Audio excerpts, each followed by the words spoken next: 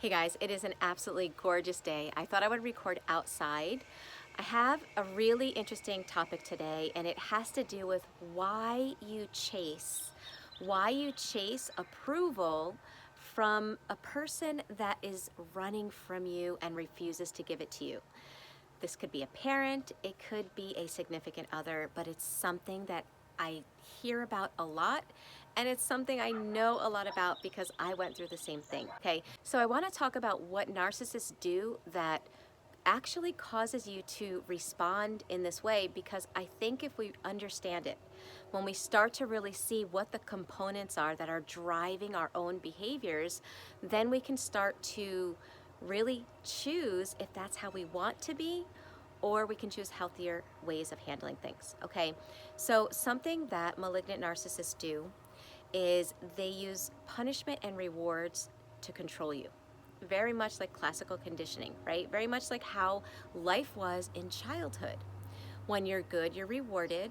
When you do something that your parents don't like, you are punished. Now, if your parents were toxic, this is where it gets confusing, okay? Because if your parents were toxic, then when they punished you, they made you feel a lot of shame. They made you feel as if you weren't enough, as if there was something wrong with you, you were bad.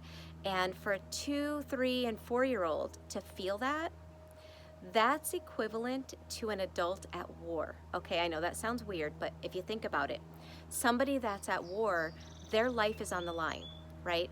Well, to a child at 3, 4, 5 years old, their life is on the line when it comes to their caregiver. They cannot survive without their caregiver. So when the parent punishes in that way and makes the child feel rejected and abandoned, that's equivalent to them feeling like their life is in danger, because the person that is supposed to keep them safe is abandoning and rejecting them. So as a coping skill, the child will try harder and harder to please the parent. Again, this is done out of survival. Their sheer survival depends on it, and so that's why they try harder and harder to please. Okay, now the problem is that at that age, children don't have the emotional maturity or intelligence to understand what's going on, and they can confuse survival with love. So fast forward, that child is now in a relationship without realizing it with somebody that has the same dynamics as their parent. Let's say they're in a relationship with a narcissist, okay? So now the narcissist uses punishments and rewards. Maybe it's with the silent treatment. Every time you act out of character, the narcissist ignores you for days and weeks on end.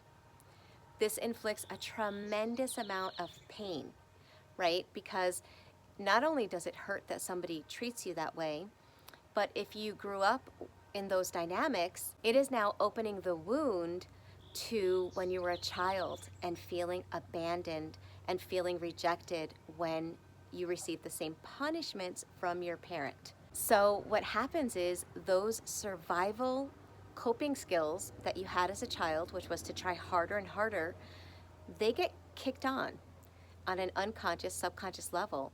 And now you are showing up in an adult relationship as if this person's approval is all that matters. As if without that person's approval, you can't survive or cope.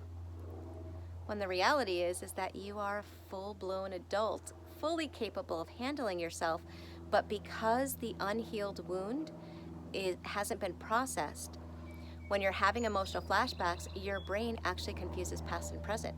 And you're actually showing up as the child that is wounded and is afraid for its own survival. So I wanted to explain that because I think when we understand it, when we understand the dynamics, then we realize that, okay, I'm not crazy. I'm simply showing up from an unhealed wound from the past.